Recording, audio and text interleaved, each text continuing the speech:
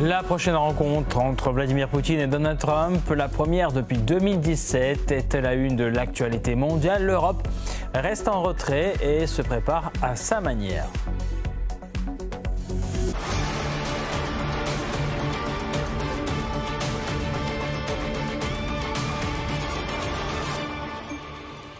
Bonsoir à toutes et à tous et bienvenue dans cette nouvelle demi-heure d'information sur RT en français depuis Moscou.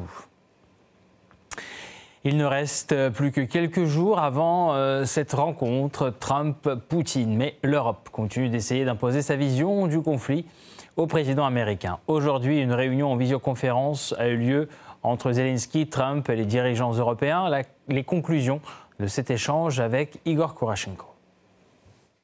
Je me permets de commencer par la publication d'Axios qui dit que le sommet Trump-Poutine va mettre Zelensky dans le coin diplomatique. Un scénario, il faut bien le dire, réaliste et surtout peu rassurant pour Kiev et Bruxelles qui ont entrepris aujourd'hui, avant le sommet Trump-Poutine, la dernière tentative pour faire vaciller la position de Donald Trump. C'est du moins ce que laisse entendre la déclaration d'Emmanuel Macron après ce call. Il a appelé Washington à maintenir le soutien à l'Ukraine. Écoutons.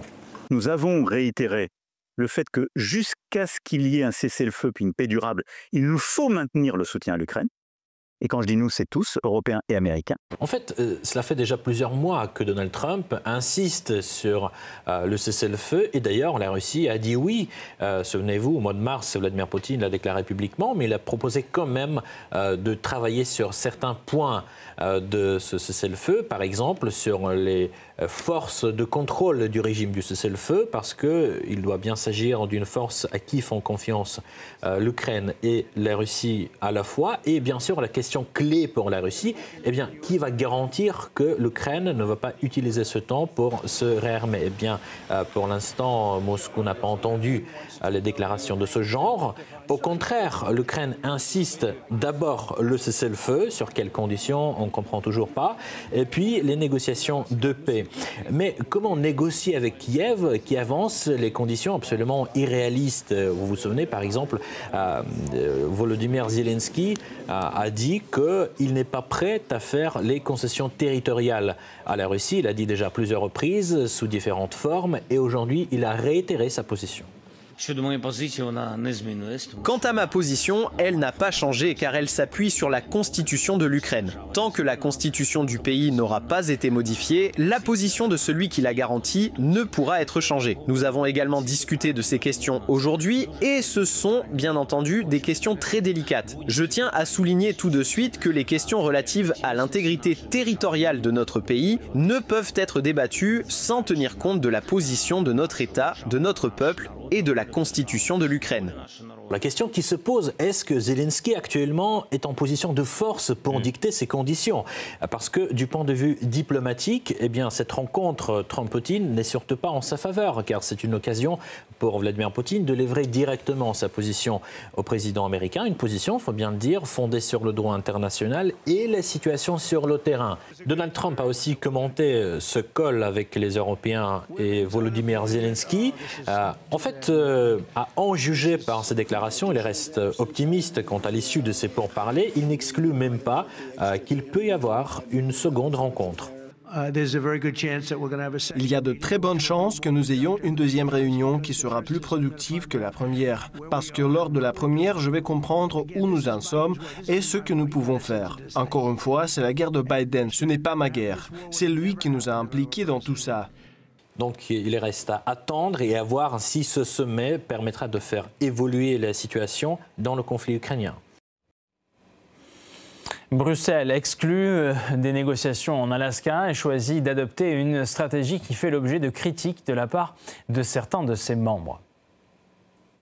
L'Europe, qui a longtemps défendu des positions irréalistes, est sur le point de se diviser. Selon le journal britannique The Telegraph, Londres appelle déjà ses collègues au sein de la coalition à modérer la rhétorique contre Trump.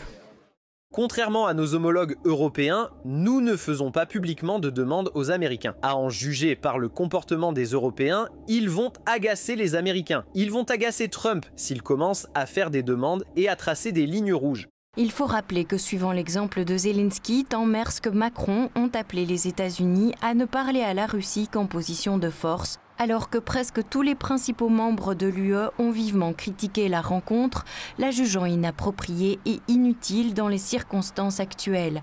La Hongrie a également fait entendre la voix de la raison au milieu des appels à une nouvelle escalade. Le Premier ministre hongrois Viktor Orbán n'a pas pu s'empêcher de commenter une situation qui concerne directement l'avenir de l'Europe. Il a déclaré qu'il était temps pour les dirigeants européens de se réveiller et de prendre l'initiative de régler le conflit en Ukraine par leurs propres moyens.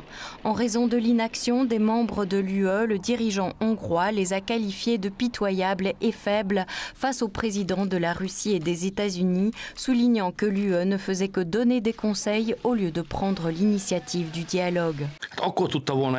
L'Europe pourrait être maîtresse de son avenir si nous, Européens, menions des discussions avec les Russes sur l'avenir de l'Europe. Les Russes discutent actuellement avec les Américains de nombreuses questions, comme l'a dit le professeur, y compris l'avenir de l'Europe. Mais ce n'est pas nous qui négocions. Cela confirme cette vieille vérité. Si tu n'es pas à la table des négociations, c'est que tu es au menu. Jusqu'à présent, l'Europe est restée fidèle à son principe, la guerre jusqu'au dernier Ukrainien, imposant des exigences irréalisables et accusant la Russie de refuser de négocier. Toutefois, plus le temps passe sans dialogue, plus le fossé se creuse et Kiev dispose déjà de bien peu de temps pour le combler. À la veille de la rencontre entre les dirigeants de la Russie et des États-Unis en Alaska, l'Ukraine intensifie ses tentatives pour saboter cette réunion importante. L'intensification des efforts dans ce sens est évidente. La rencontre entre Trump et Poutine a eu l'effet d'une douche froide pour l'Ukraine et a déclenché une série de provocations tant sur le plan diplomatique que militaire. Ainsi, les déclarations incessantes de Kiev affirmant son opposition absolue à de telles rencontres avec les Russes ont trouvé un écho dans des actions concrètes visant à terroriser la population des régions frontalières. À l'approche du sommet russo-américain en Alaska, le régime de Kiev intensifie ses activités terroristes contre nos régions. Rien que cette nuit, du 12 au 13 août, nos forces ont intercepté et abattu 46 drones ukrainiens, dont 15 dans la région de Bryansk, 11 dans la région de Volgograd, ainsi que dans les régions de Rostov, de Belgorod, de Voronezh, dans le territoire de Krasnodar et en République de Crimée. Le ministère russe des Affaires étrangères n'est pas le seul à remarquer cette tendance. Rodion Mirochnik, ambassadeur itinérant pour les crimes du régime de Kiev, a déclaré qu'après avoir annoncé la préparation de négociations russo-américaines, l'Ukraine avait considérablement augmenté le nombre d'attaques sur des cibles civiles, entraînant une forte augmentation du nombre de victimes civiles. Comme si cela ne suffisait pas, dans la nuit du 12 au 13 août, le ministère russe de la Défense a révélé les plans ukrainiens pour une nouvelle provocation sanglante, visant cette fois non pas les Russes, mais les civils ukrainiens. À cette fin, le 11 août, le service de sécurité d'Ukraine a transporté en voiture un groupe de journalistes de médias étrangers vers la ville de Tchougouïev, dans la région de Kharkov, sous le prétexte de préparer une série de reportages sur les habitants de la ville près de la ligne de front. Juste avant le sommet de vendredi, les forces armées ukrainiennes ont planifié une frappe provocatrice à l'aide de drones et de missiles sur un quartier résidentiel densément peuplé ou sur un hôpital afin de faire un grand nombre de victimes parmi la population civile, laquelle devrait être immédiatement documentée par les journalistes occidentaux amenés sur place. Les cibles des frappes ukrainiennes restent traditionnellement les installations nucléaires et la centrale de Zaporozhye connaît la même tendance à l'intensification selon son directeur. Cette proximité extrêmement dangereuse du périmètre de la centrale, d'environ 700 mètres ou un peu plus, démontre une fois de plus la folie dont font preuve nos adversaires. Nous avons entendu des tirs d'artillerie dans la zone industrielle, à proximité immédiate des lieux où travaille le personnel et où se trouvent les centres de communication. Malheureusement, ces derniers temps, les bombardements intensifs sont devenus constants. Je ne peux pas dire si c'est tous les 2 ou 3 jours, mais c'est très fréquent. Il y a 2 semaines seulement, des civils ont été tués lors du bombardement de samedi, lorsqu'un drone a attaqué une voiture transportant des retraités. Le véhicule des pompiers qui se rendaient sur les lieux a alors aussi été endommagé. Hier, dans un quartier de la ville, il y a également eu un incendie et les drones ennemis ont empêché les pompiers de se rendre sur place. Dans ses discours, Kiev se présente comme ouverte à une paix durable, mais c'est dans ses actions que l'on peut voir ses véritables intentions. Apparemment, La perspective d'un dialogue constructif effraie davantage Zelensky que la poursuite des hostilités, même jusqu'au dernier Ukrainien. Peu après la visite du directeur général adjoint de l'AEA à Téhéran, le trio européen s'est déclaré prêt à imposer de nouveau des sanctions contre l'Iran. L'Allemagne, le Royaume-Uni et la France se disent prêts à déclencher le mécanisme de réimposition de sanctions contre l'Iran si aucune solution négociée n'est trouvée sur le programme nucléaire iranien d'ici fin août. C'est ce qu'ils ont indiqué dans une lettre adressée à l'ONU. Nous avons clairement indiqué que si l'Iran ne souhaitait pas parvenir à une solution diplomatique avant la fin août 2025 ou qu'il ne saisissait pas l'opportunité d'une prolongation, le groupe E3 était prêt à mettre en œuvre le mécanisme de snapback. L'Iran considère toutefois comme scandaleux le fait que les puissances européennes tentent de priver l'Iran de son droit à l'énergie nucléaire civile. L'utilisation du prétendu mécanisme déclencheur comme instrument de pression sur l'Iran témoigne de la réticence des 3 pays européens à jouer un rôle constructif et sérieux en la matière. Nous soulignons que l'Europe, et en particulier ces 3 pays, pour des raisons évidentes, à la fois à cause de leur incapacité à remplir leurs obligations au titre du PHC et de leur position après l'agression militaire du régime sioniste et des États-Unis contre l'Iran, et le refus d'adopter une position logique et légale face à cette violation flagrante, se sont en fait privés des avantages de l'adhésion au PHC. Tant que l'Iran restera partie au traité sur la non-prolifération des armes nucléaires, il doit naturellement pouvoir jouir des avantages et des droits que cet accord garantit. L'article 4 du TNP est clair. Nous avons le droit d'utiliser l'énergie nucléaire à des fins pacifiques, y compris l'enrichissement pour des applications pacifiques. Dans le même temps, le ministère iranien du renseignement aurait conseillé aux entreprises iraniennes de se préparer à une reprise des sanctions de l'ONU contre l'Iran, qui avaient été suspendues dans le cadre de l'accord nucléaire de 2015 ou qui ont depuis expiré.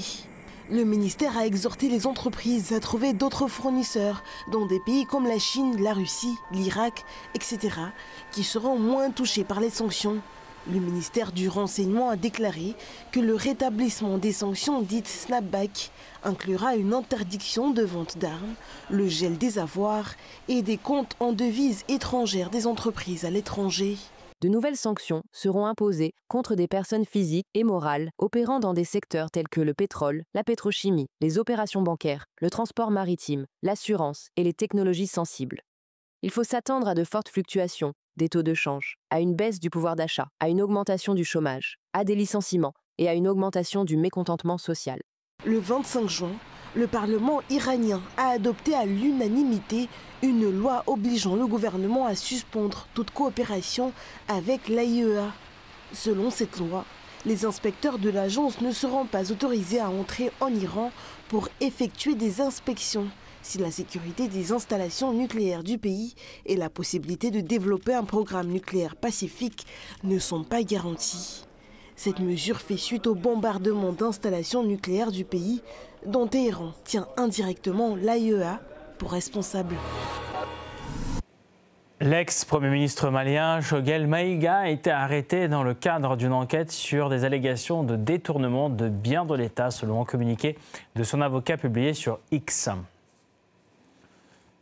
Après avoir été auditionné la première fois, vendredi 1er août 2025, par la brigade du pôle national économique et financier, l'ancien Premier ministre Choguel Kokala Maïga a été convoqué ce mardi 12 août 2025 devant la même brigade, en vue, selon les enquêteurs, de confrontation avec certains de ses anciens collaborateurs. En fin de compte, les agents de la brigade lui ont notifié formellement son placement en garde à vue, en attendant la transmission du dossier aux autorités compétentes.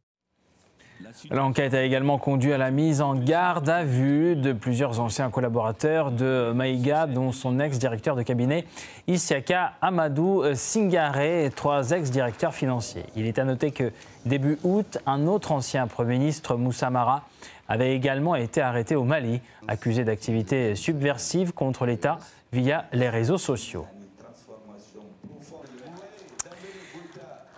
Et c'est la fin de cette édition. N'hésitez pas à nous retrouver sur les réseaux sociaux, tout l'univers numérique de RT en français. Merci de nous avoir suivis. On se retrouve dans 30 minutes pour une nouvelle édition. Restez avec nous.